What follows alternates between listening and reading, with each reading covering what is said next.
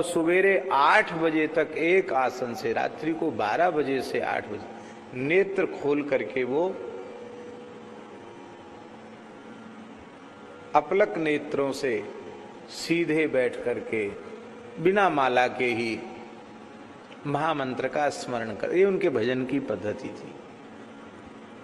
तो एक दिन पंडित जी महाराज अपने भजन से उठे नहीं, नियम उनका पूरा नहीं हुआ, बहुत देर तक बैठे रह गए। 8 नहीं, दोपहर हो गया तब तक पंडित जी बैठे ही थे, बहुत देर तक बैठे थे। सेवा में पूज्य बाबा श्री ठाकुर दास जी महाराज विराजते थे।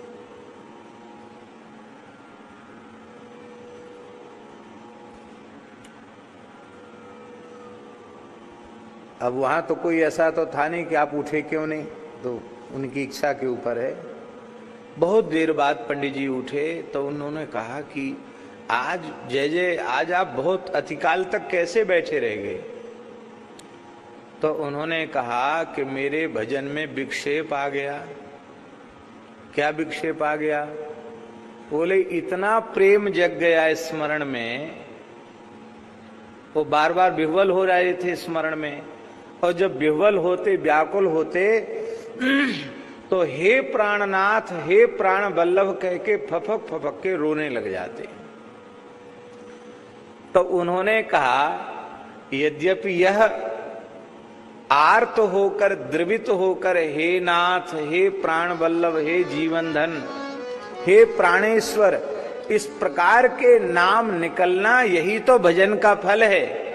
लेकिन उन्होंने कहा सदगुरु भगवान उड़िया बाबा ने जो भजन की पद्धति बताई, उस पद्धति में अलग कुछ आ गया, विक्षेप आ गया, इसलिए वो नियम जब तक पूर्ण नहीं हुआ वो उतनी देर बैठने का, वो पुनः उसी नियम को कर दो। ये है सावधान।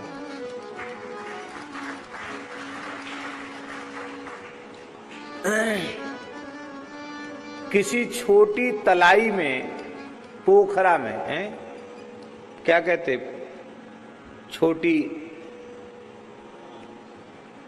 छोटा तालाब, पोखरी में, पुष्करणी में कोई विशाल गजराज प्रवेश करता है तो उस छोटे तालाब को क्षुब्ध कर देता है, किंतु वही मत्त गजराज किसी अगाध असीम जल से भरे हुए किसी समुद्रोपम, किसी विशाल सरोवर में प्रवेश करता है तो अत्यंत कल्लोल करता हुआ भी उस सरोवर को प्रभावित नहीं कर पाता है। ऐसे ही सामान्य जीव वो जो है ना, वो पोखरी के जैसे हैं। प्रेम तो है उनके भीतर, पर ये भगवान के विरह का, प्रेम का हाथी, मदमाता हाथी जब भीतर प्रवेश करता है तो उनको क्षुब्ध कर देता है। किंतु समर्थ महापुरुष वो अगाध सिंधु के जैसे होते हैं, उनमें विरह रूपी मत्त गजेंद्र कल्लोल करता रहता है, लेकिन उसकी अभिव्यक्ति वे बाहर नहीं होने देते। बाहर होगी तो सेवा में विक्षेप हो जाएगा। तीसरा उदाहरण, ये सेवा का स्वरूप है। कथा की सेवा भी सेवा है, कथा की सेवा भी सेवा है, और उस सेवा में भी प्रेम जग जाए। कथा से तो प्रेम जगना ही चाहिए, और प्रेम जग जाए और वक्ताई रोने लग जाए जोर जोर से, तो कथा तो बंद हो जाएगी। अथवा श्रोता बहुत जोर जोर से रोने लग जाए तो भी कथा बंद हो जाएगी। एक घटना आचार्य जी ऐसी हुई, बरसाने में हमारे पूज्य गुरुदेव श्री भक्तमाली जी महाराज गहुवर वन में कथा कर रहे थे। दास उपस्थित था और महाराज जी का अभ्यास था नेत्र बंद करके कथा कहने का, आंख बंद करके कथा कहते थे। तो किसी प्रसंग में, श्रीमद् भागवत जी की कथा थी, किसी प्रसंग में उन्होंने कहा कि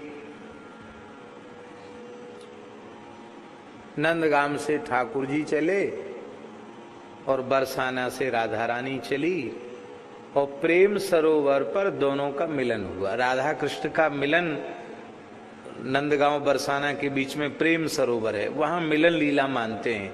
युगल का प्रथम मिलन वहीं हुआ, श्यामा श्याम का। तो प्रथम मिलन हुआ। उस प्रथम मिलन में महाराज जी ने कहा कि आज पहली बार श्री किशोरी जी ने आंख भर के श्री लाल जी को देखा और श्री ठाकुर जी ने आज आंख भर के किशोरी जी को देखा। बस इतना ही कहा, कह करके वे इतने प्रेम विभोर हो गए, इतने प्रेम विभोर हो गए, आगे कुछ नहीं, कि सारा शरीर थर थर कांपने लग गया। अकस्मात देह पर संपूर्ण प्रेम के लक्षण उदित हो गए एक साथ, और इतनी जोर का कंपन देह में हुआ कि पूरा व्यासासन हिलने लग गया। और आश्चर्यजनक घटना, आज भी उस घटना के साक्षी अनेक संत हैं। पता नहीं क्या हुआ, जितने श्रोता थे सबको अकस्मात अश्रुधारा बहने लग गई। सब, हम ही खुद नहीं सोच रहे थे कि रोने का कारण क्या है, हम क्यों रो रहे हैं, सब रो रहे थे। बहुत देर हो गई, एकदम स्तब्धता छा गई।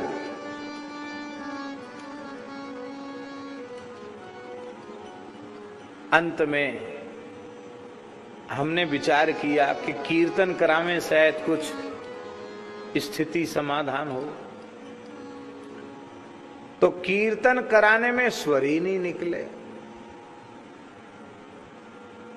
कंठ बहुत रुंध जाता है तो कुछ शब्द नहीं निकलता है, कीर्तन भी नहीं हो पाया। लगभग आधा घंटे तक सब स्तब्ध बैठे रह गए, एकदम मौन शांत, और सबके अश्रुधार, महाराज जी के भी नेत्र बंद हैं, होठ कांप रहे हैं, शरीर कांप रहा, झरझर आंसू बह रहे हैं। कथा हो ही नहीं पाई। समय के पूर्व कथा विराम हो गई और महाराज जी अपने आसन पर चले गए। किसी से कुछ बोले नहीं, लेट गए जाकर। प्रसाद भी नहीं लिया। 2 समय कथा करते थे। अपराह्न में कथा हुई, अपराह्न में कथा तो ठीक हुई। अब रात्रि के समय कुछ आहार लेकर के महाराज जी जब पौड़ गए, लेट गए, तो दास ने धीरे धीरे उनके चरण तल दबाना आरंभ किया।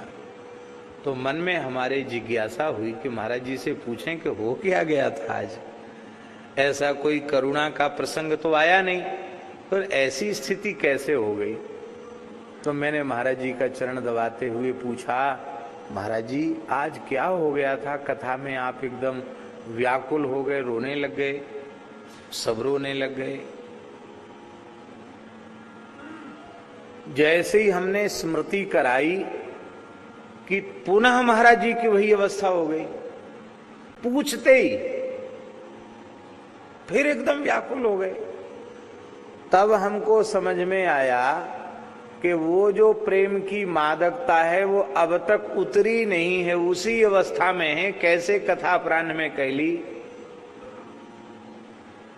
थोड़ी देर बाद सावधान होकर महाराज जी ने कहा, दास को पंडित जी कहते थे, पंडित जी मुझे बहुत सावधान होकर कथा करनी पड़ती है, अपने को बहुत भाव से, रस से, प्रेम से बचाकर कथा कहता हूं, उसका तनिक स्पर्श हो जाएगा तो मैं आगे कुछ नहीं बोल पाऊंगा।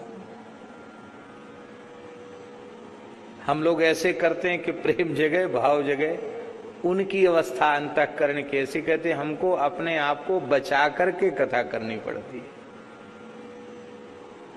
परमहंस जी महाराज विराजमान थे। परमहंस जी ने कहा कि महाराज जी कथा नहीं कह रहे थे, युगल का जो प्रथम मिलन हुआ, उस प्रथम मिलन में जो युगल में प्रेम जगा, उस झांकी का दर्शन करके महाराज जी की वो अवस्था हुई। एक अनुभवी महापुरुष ने कहा।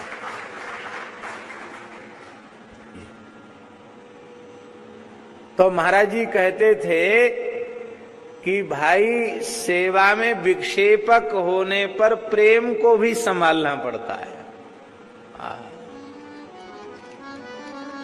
लक्ष्मण जी की सेवा अद्भुत है। सेवत लखन सीय रघुवीरहि, जिमि अविवेकी पुरुष शरीरहि। क्या अद्भुत उपमा है गोस्वामी जी की।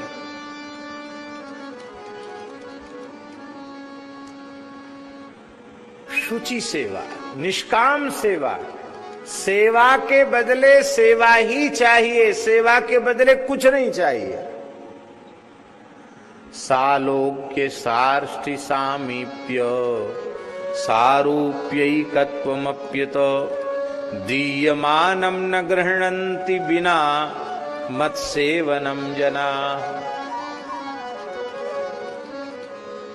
भगवान देते हैं वो नहीं लेते हैं। श्याम माने चाकर राखो, कुछ नहीं चाहिए, केवल आपकी सेवा चाहिए, कुछ नहीं चाहिए। तो रुचि ले सुचि सेवा करे, सेवक कहिए सोए। लक्ष्मण जी की परम सुचि सेवा है। कोई कामना लक्ष्मण जी के चित्त में नहीं है।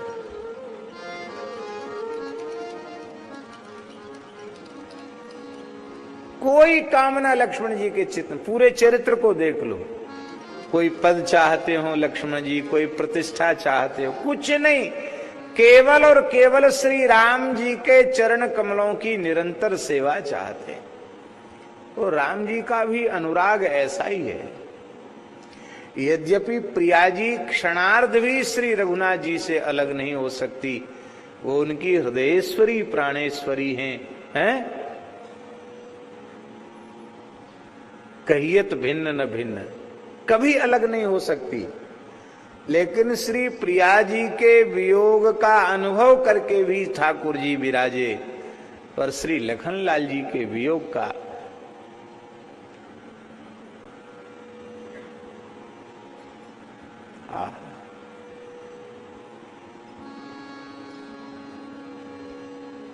स्वधाम गमन लीला में श्री लखनलाल जी के वियोग को सह नहीं सके भगवान।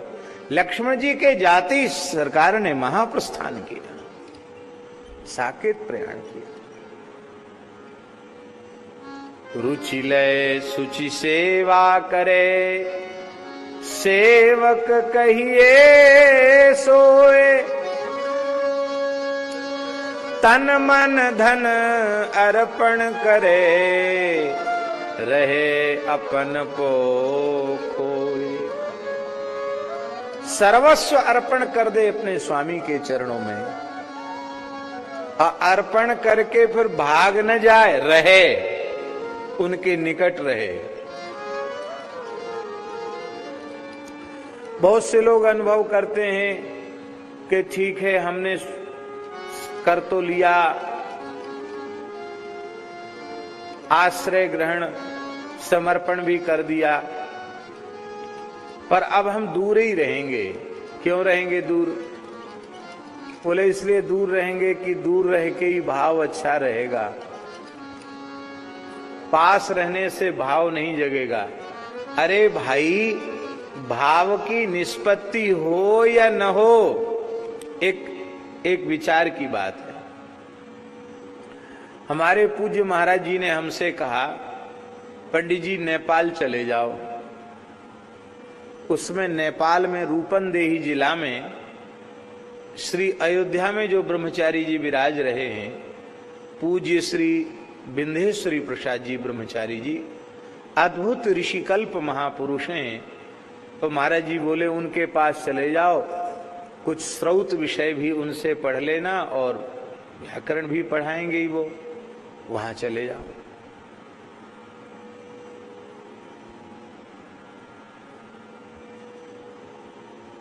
महाराज जी ने पत्र भेजा और उन्होंने स्वीकार भी कर लिया कि भेज दो।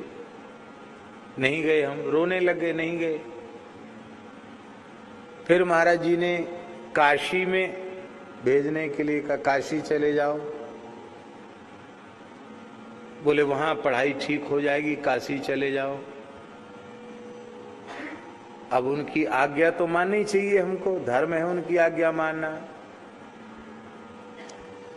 पर जैसी जाने का बिल्कुल पक्का हो गया तो हमने रोना शुरू कर दिया। महाराज जी बोले क्यों रो रहे हो? हमने कहा महाराज जी आप पहले नेपाल भेज रहे थे, वहां पढ़ लिख के भी कुछ पंडित बन जाते, और काशी भेज रहे हो, वहां भी कुछ पढ़ लिख के पंडित बन जाएंगे, पर आपकी चरण कमलों की सन्निधि हमको छूट जाएगी। हम पढ़ें न पढ़ें, एक अक्षर का ज्ञान हमको न हो और हम कुछ सेवा भी नहीं कर पाते हैं, पर हम रो करके हमने कहा हमारी एक ही इच्छा है कि आपके चरण न छूटे। जब बहुत व्याकुल हो गए तो महाराज जी ने कहा ठीक है, तो पंडित तो नहीं बन पाओगे, ऐसे ही रह जाओगे, काशी का ठप्पा लगना जरूरी है, पंडित तो नहीं बन पाओगे। हमने कहा कोई बात नहीं महाराज जी, पंडित बने न बने आपके चरणों में रहना है। आज हमारे चित्त में बड़ी प्रसन्नता होती है इस बात की कि जहां चाहे वहां आज भी जा सकते हैं, रह सकते हैं, चाहे तो कर सकते हैं। लेकिन पूज्य गुरुदेव की प्रत्यक्ष सन्निधि का लाभ मिल सकता था क्या? जो वर्षों तक उनके चरण कमलों सन्निधि का लाभ, प्रत्यक्ष सन्निधि का लाभ मिला, वो लाभ नहीं मिल सकता। इसलिए अपने पूज्य महापुरुषों की सन्निधि का जो लाभ है, ये अपना हमारा व्यक्तिगत अनुभव है, ये किसी पर अपना विचार थोप नहीं रहे हैं हम। वो लाभ आगे फिर नहीं मिल सकता। वो लाभ तो तभी मिलेगा जब उनकी प्रत्यक्ष सन्निधि हो।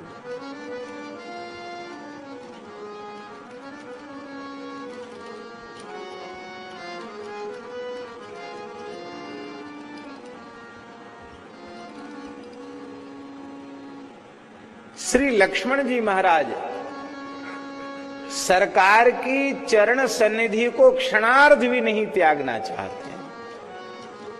निरंतर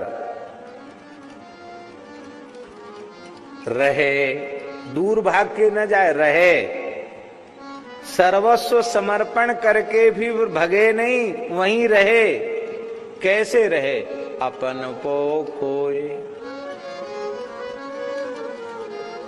महाराज जी लक्ष्मण जी का अपनपो खोने का इससे श्रेष्ठ क्या उदाहरण हो सकता है कि शत्रुघ्न उनके सहोदर भ्राता हैं, लेकिन जब सेना के सहित श्री भरत जी, शत्रुघ्न जी चित्रकूट आते हैं, तो जब लक्ष्मण जी के मन में ये भाव आता है कि निश्चित ही कहीं किसी दुरभिसंधि पूर्वक तो ये दोनों इतनी बड़ी सेना को लेकर नहीं आए हैं, तो इतने क्षुब्ध हो जाते हैं लक्ष्मण जी और कहते हैं कि आज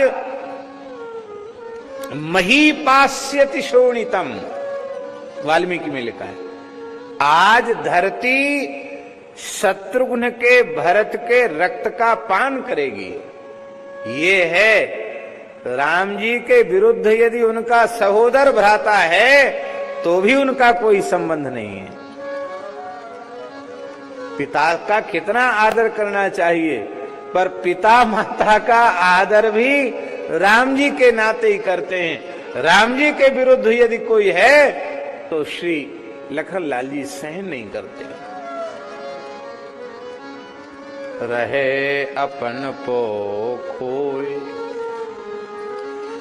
इस पद्धति से यदि कोई सेवक रहता है तो रहे अपन को खोए, द्रवै तब हरि गुरुदेवा। फिर अलग से कोई साधन नहीं करना पड़ेगा, हरि गुरु संत द्रवित हो जाएंगे और अन मांग्यो सब मिले। फिर कुछ मांगना नहीं पड़ेगा, अपने आप सब कुछ प्राप्त होने लग जाएगा। परमार्थ के सारे रहस्य प्रकट हो जाएंगे। जान ले वे शुचि भेवा। और क्या होगा? संचित क्रिय प्रारब्ध कर्म सवे जाय मुचि। विचित्र।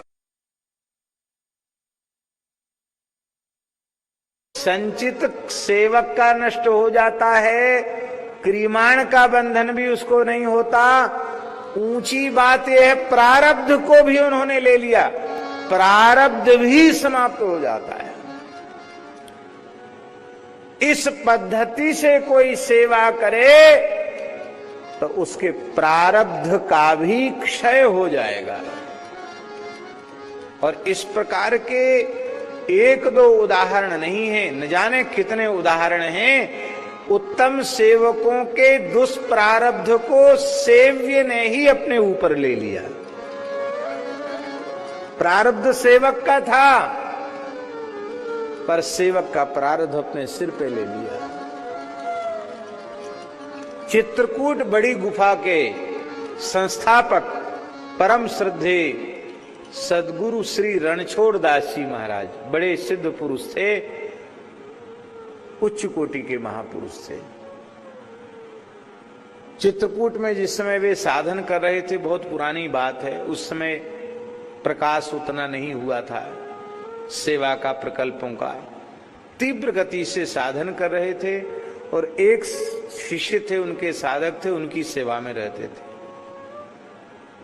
शरीर तो शरीर है, अकस्मात उनको दमे की बीमारी हो गई, श्वास उखड़ गई। श्वास उखड़ गई तो श्री रणछोड़ दास जी महाराज उनकी सेवा करने लगे। अब कोई निकट सेवक है, बीमार पड़ गया तो दूसरा तो कोई है नहीं, सेवा करनी पड़ेगी। सेवा करने लगे तो वो बड़े दुखी हो गए, इतने दुखी हो गए, उनका रोने लगे। बोले क्यों रो रहे हो? बोले हम इसलिए रो रहे हैं कि हम आए तो इसलिए थे कि आपकी सेवा करेंगे, और हुआ उल्टा। कैसा हमारा दुष्प्रारब्ध आया कि आपकी सेवा तो हम कर न सके, अब आज हम इतने रुग्ण हो गए हैं कि आपको हमारी सेवा करनी पड़ रही है। तो रणछोड़ दास जी मुस्कुराए और बोले अच्छा, तो सेवा ही करना चाहते हो तो करो सेवा। उनके यह कहते ही वो ठीक हो गया साधक, और उसी दिन महाराज को जोर की श्वास उखड़ गई। वही बीमारी अपने अनुगत की उन्होंने अपने ऊपर ले ली। जब उसे ये पता चला तो वो और दुखी हो गया। बोले महाराज ये आपने क्या किया? बोले भाई अब तुम सेवा करना चाहते तो सेवा ही करो। क्यों? बोले तुम, रणछोड़ दास जी महाराज ने उत्तर दिया, बोले तुम इस व्याधि में भगवत स्मरण नहीं कर सकते हो, पर मैं इस व्याधि को सहन करता हुआ भी निरंतर भगवत स्मरण कर सकता हूं। इसलिए कोई चिंता की बात नहीं, हमारा भजन भी बन रहा है और तुम्हारे प्रारब्ध का भोग भी हो रहा है, चिंता मत करो, तुम सेवा करो। और थोड़े दिन में महाराज स्वस्थ हो गए।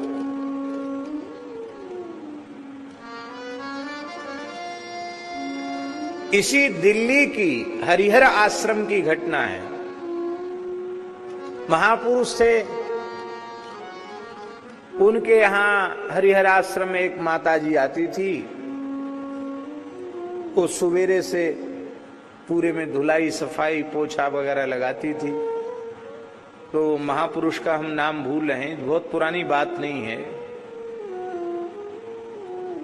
उन महापुरुष ने जो महंत पद पर विराज, बहुत अच्छे महात्मा, संभवतः श्री द्वारिकादास जी नाम था, क्या नाम था, वो विराज रहे थे उस समय महंत पद पर, बड़े सिद्ध पुरुष थे।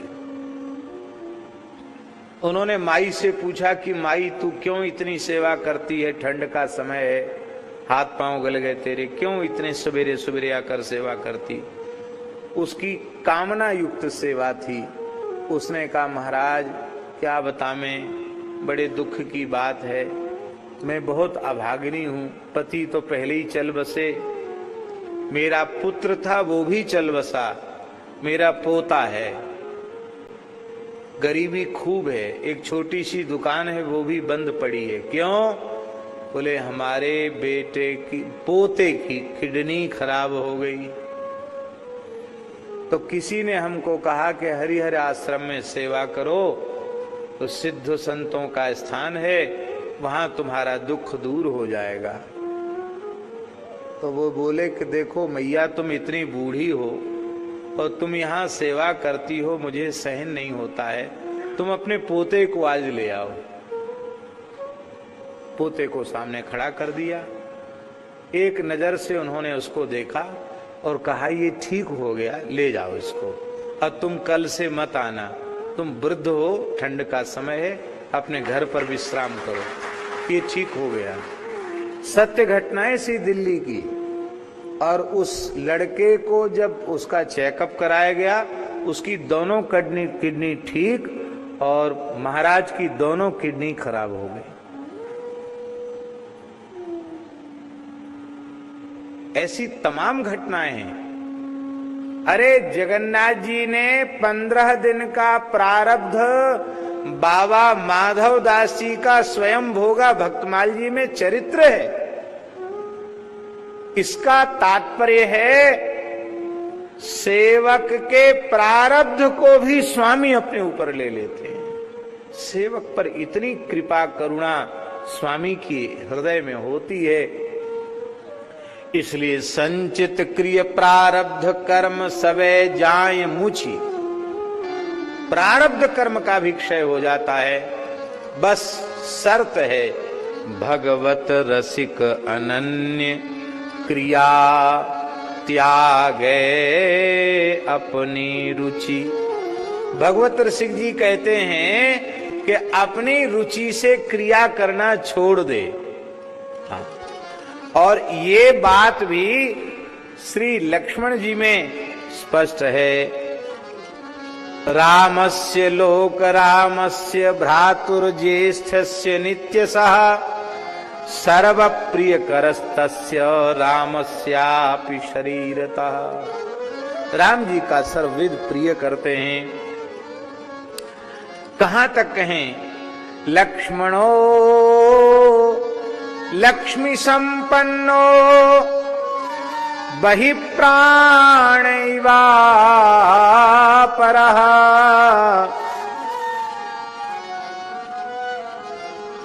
लक्ष्मी है क्या? भगवत सेवा ही लक्ष्मी है। भगवत भागवत सेवा ही संपत्ति है, यही लक्ष्मी है।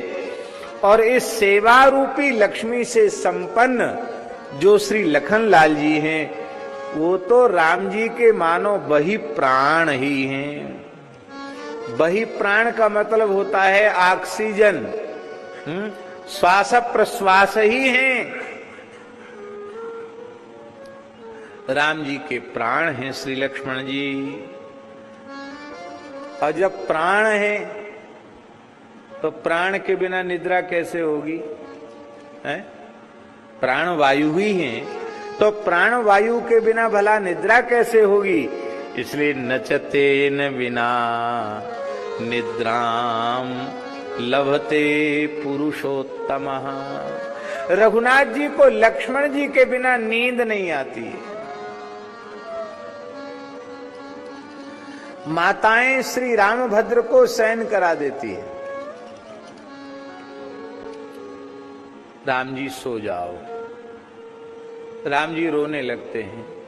मां यदि मुझे सुखपूर्वक शयन कराना चाहती हो तो अनुज लक्ष्मण को मेरे निकट ले आओ। लक्ष्मण के बिना मैं सो नहीं सकता।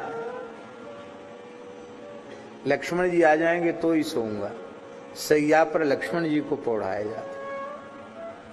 नचते न बिना निद्राम लभते पुरुषोत्तम। बिना लक्ष्मण जी के राम जी को सुख निद्रा नहीं आती। और मृष्टमन्न मुपानीत मशनाति नहीं तम बिना।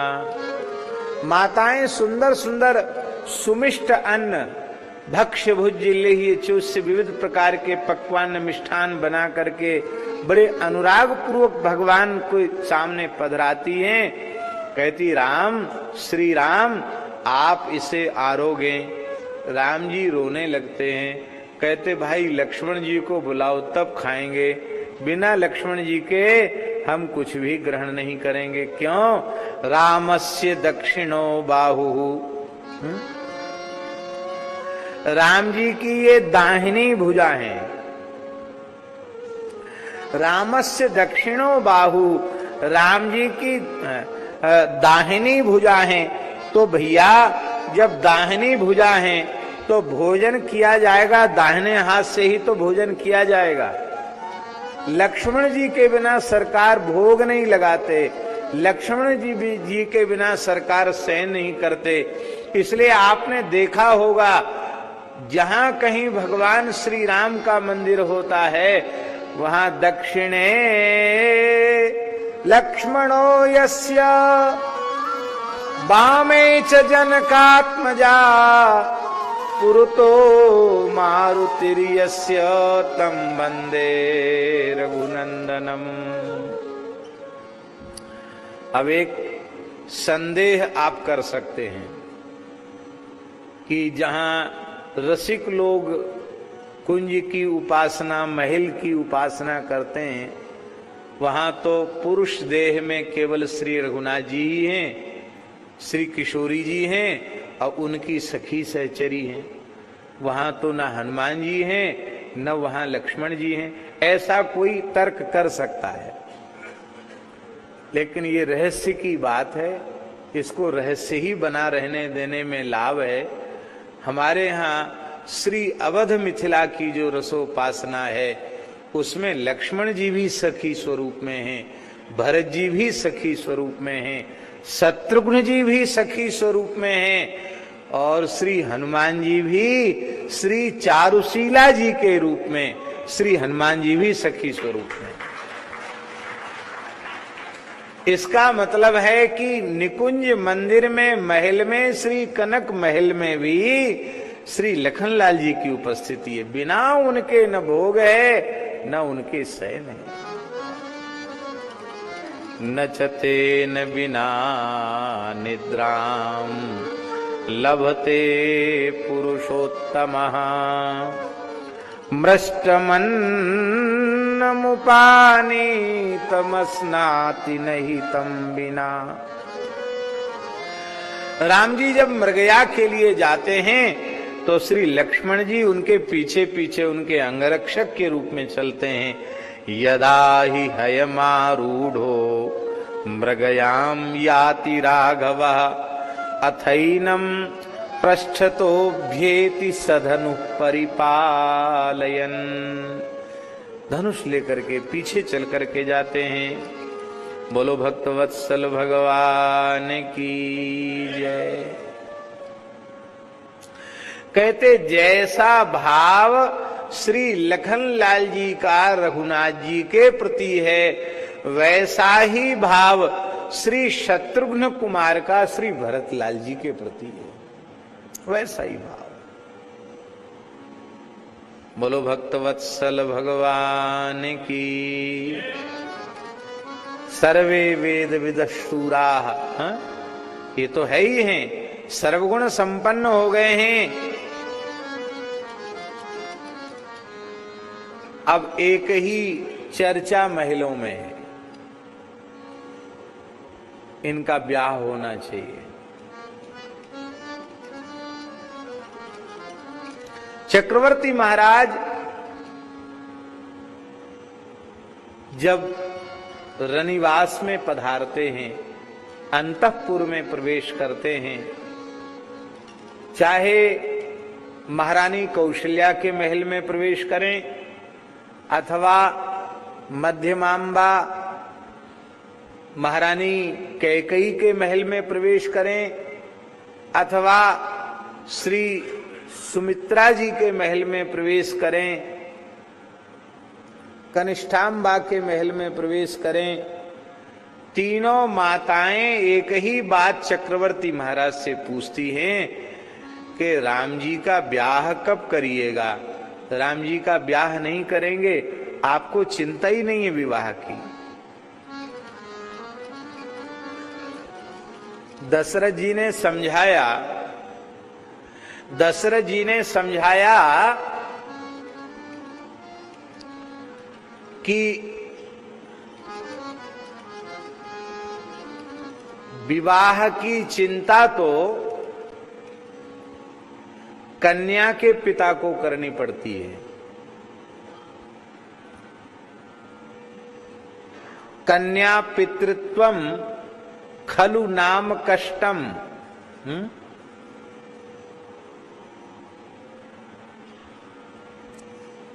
बेटी के ब्याह की बड़ी चिंता करनी पड़ती। हमारे महाराज जी बुंदेलखंड में जाते थे तो एक जोगी बाबा आता था, वो एक तारा बजा के महाराज जी को शंकर जी का विवाह सुनाता था बुंदेली भाषा में। तो वो तो हमें याद नहीं है क्या सुनाता था, पर उसकी एक पंक्ति हमको याद है। वो कहता था शंकर जी का ब्याह सुनाते हुए, तुम्हारे घर में सयानी बेटी तुम्हें नींद कैसे आवे, ये गाता था। हिमालय से कह रहा है वो, तुम्हारे घर में सयानी बेटी तुम्हें नींद कैसे आवे। तुम्हारे घर में विवाह के योग कन्या है और तुम सो रहे हो, इसका मतलब तुम सावधान नहीं हो, बेटी के ब्याह की तुम्हें कोई चिंता नहीं है। तो बेटी के ब्याह की चिंता करनी पड़ती है, बेटा के ब्याह की चिंता, हाँ बेटा के ब्याह की भी चिंता करनी पड़ती है। काना हो, लूला हो, लंगड़ा हो, गुणहीन हो, पढ़ा लिखा न हो, मूर्ख हो, तो मैया बाप को चिंता करनी पड़ेगी कैसे भी इसके ब्याह कहाँ हो। पर श्री राम जी तो असंख्येय कल्याण गुणगण निलय हैं, निखिल हेय प्रत्यनीक हैं, वो तो सर्वगुण संपन्न है। ऐसे प्रभु श्री राम के विवाह के लिए तुम सब इतनी चिंता क्यों करती हो। राम जी के ब्याह की चिंता नहीं करनी चाहिए। माताओं ने एक ऐसी बात कह दी कि उस बात से दशरथ जी को चिंता लग गई। क्या कह दिया? बोले ये बात बिल्कुल सही है, आप जो कह रहे हैं बिल्कुल ठीक है, सही है कि हम बेटा वाले हैं, चक्रवर्ती महाराज के ज्येष्ठ राजकुमार हैं, उनके विवाह की चिंता में नहीं होनी चाहिए। लेकिन बात यह है कि श्री राम जी का जो रूप गुणशील है उससे बढ़ चढ़ करके बहू आनी चाहिए। बात ये है, चिंता का विषय ये है। हाँ, हे चक्रवर्ती महाराज, यदि राम जी से रूप गुणशील में किंचित भी न्यून बधू आ गई, बहू आ गई, और श्री रामभद्र का मुख कमल किंचित भी मलिन हुआ, मुरझा गया, तो हम शपथ पूर्वक कहती हैं हमारे प्राण पिंड से बाहर निकल जाएंगे, हम जीवित नहीं रह पाएंगे। ऐसी बहू होनी चाहिए जो हमारा लाला लट्टू हो जाए, बस निरंतर उनके ओर ही देखता रहे, ऐसी बहू चाहिए। हाँ बोले, ऐसी बहू के लिए तो फिर चिंता करनी पड़ेगी, क्योंकि राम जी के जैसे राम जी ही हैं। राम जी के जैसे, राम जी के जैसे राम जी हैं। और वस्तुतः ऐसी वधू सीता जी ही हैं। अभी थोड़ी देर पहले हमने पद्म पुराण का स्मरण किया था। पद्म पुराण में पाताल खंड में श्री जामवंत जी महाराज राम जी को राम जी का चरित्र सुना रहे हैं। उसमें कई विचित्र बातें हैं। उसमें एक विचित्र बात यह है कि बहू की खोज के लिए अयोध्या से चक्रवर्ती महाराज ने वशिष्ठ जी से सलाह करके और ब्राह्मणों को पूरी धरती पर विचरण करने के लिए भेजा कि खोज के आओ राम जी के अनुरूप बहू। और सारे ब्राह्मण यात्रा कर रहे हैं, पूरे देश देशांतर की सप्तद्वीपवती पृथ्वी पर विचरण किया और अंत में मिथिला में श्री विदेहराज नंदिनी का दर्शन किया। बोले बस यही हैं, यही हैं, यही हैं, राम जी का अनुरूप तो यही है। फिर वो आए, ब्राह्मणों ने आकर के दशरथ जी को वशिष्ठ जी को कहा और वशिष्ठ फिर दशरथ जी ने वशिष्ठ जी से कहा कि आप गोद भराई का नेक करके आओ। ऐसा पद्म पुराण में लिखा है। और फिर वशिष्ठ जी महाराज गए, ब्याह पक्का करके आए, लग्न विवाह की सब शोधित करके आए और इसके बाद अयोध्या से राम जी बारात लेकर दूल्हा बन करके जनकपुर पधारे। ऐसी एक नई बात पद्म पुराण में लिखी है। बड़ी प्रसन्नता हुई सुन के कि कम से कम अयोध्या वाले ये न कहें कि भाई बिना दुल्हा की बारात। तो अयोध्या वालों को भी एक उत्तर मिल गया कि राम जी अयोध्या जी से ही दुल्हा बन करके जनकपुर तक गए हैं। ये सुंदर बात आई।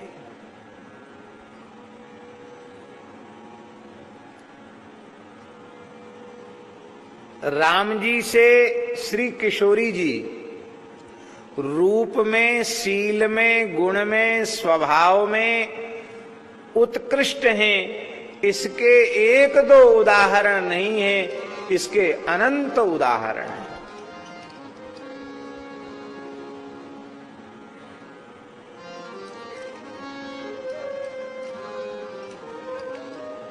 सुखदेव जी महाराज ने शुक रामायण में कहा है, श्लोक मुझे उठ नहीं रहा है, प्रश्रया वनता सती भर्तु सीता हरन मनः,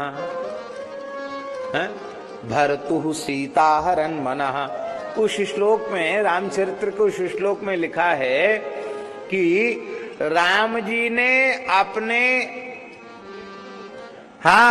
प्रेमणानुवृत्तिया शीलेन प्रश्रया वनता सती और भर्तु धिया ह्रिया च भावज्ञा भर्तु सीता हरन मनः। यही होता है बड़े विद्वान महापुरुषों का सभा मंडप में विराजने का लाभ यही होता है। अब तुरंत स्मृति करा दी उन्होंने, धिया ह्रिया च भावज्ञा भर्तु सीता हरन मना। राम जी ने सबके चित्त की चोरी कर ली, पर राम जी के चित्त की चोरी हमारी श्री किशोरी जी ने कर ली। ऐसी अद्भुत हमारे पूज्य श्री बक्सर वाले महाराज जी, श्री बक्सर वाले मामा जी, अनंत श्री संपन्न श्री नारायण दास जी भक्तमाली जी महाराज, उनका तो बड़ा सुंदर भाव है। बोलो भक्त वत्सल भगवान की जय जय श्री सीताराम।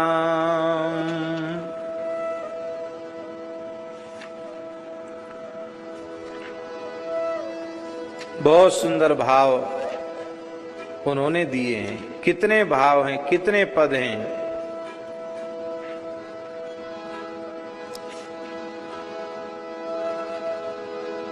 श्री राम जय जय राम, श्री राम जय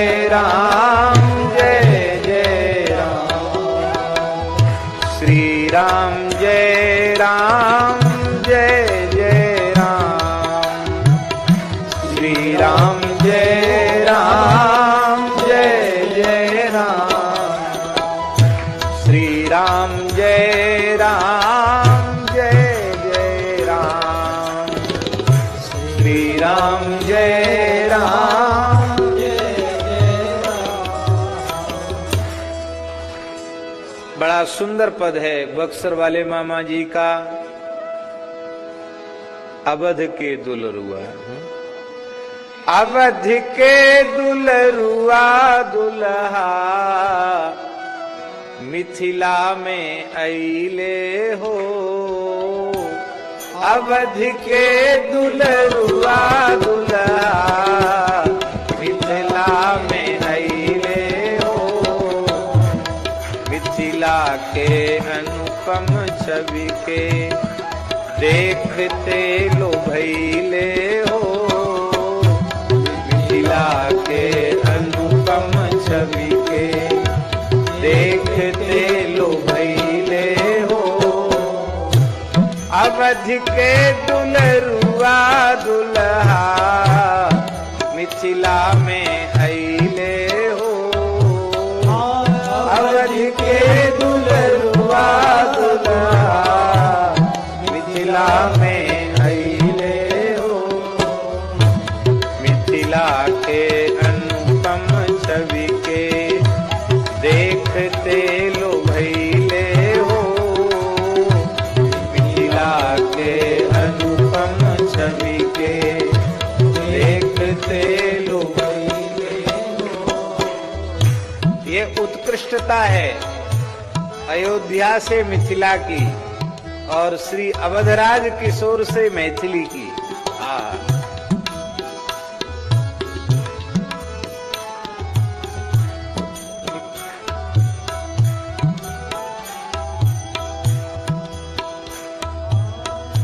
अपने से अइले बिना खोजले बितैले हो,